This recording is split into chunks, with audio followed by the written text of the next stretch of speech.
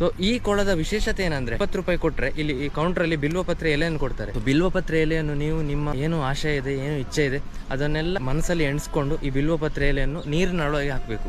So ನಮ್ಮ ಇಚ್ಛೆ ಏನಿದೆ ಅದನ್ನು ಮನಸ್ಸಲ್ಲಿ ಎಣಿಸಿ ಈ ಬಿಲ್ವಪತ್ರೆ ಎಲೆಯನ್ನು ನೀರಿನಲ್ಲಿ ಬಿಡಬೇಕು.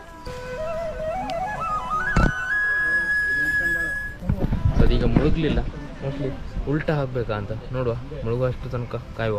ಸೊ ಅದು ಮುಳುಗಿ ಈ ಎಲೆ ಒಳಗೆ ಹೋಗಿ ಆಮೇಲೆ ವಾಪಸ್ ಮೇಲೆ ಬರುತ್ತೆ. ಕೆಲವೊಮ್ಮೆ 1 ಗಂಟೆ ಆಗುತ್ತೆ, ಕೆಲವೊಮ್ಮೆ 2 ಗಂಟೆ ಆಗುತ್ತೆ, ಕೆಲವೊಮ್ಮೆ 5 ನಿಮಿಷದಲ್ಲಿ ಕೂಡ ಮೇಲೆ ಬರುತ್ತೆ. ಈ ಕೆರೆ ಒಳಗಡೆ ಶಿವಲಿಂಗ ಕೂಡ ಇದೆ. ಈ ಶಿವಲಿಂಗಕ್ಕೆ ಈ ಎಲೆ ತಾಗಿ ವಾಪಸ್ ಬಂದರೆ ಎಣಿಸಿದ್ದ ಏನಿದೆ ಅದು ಆದಷ್ಟು ಬೇಗ ಪೂರೈಸುತ್ತದೆ ಅಂತ ಅರ್ಥ.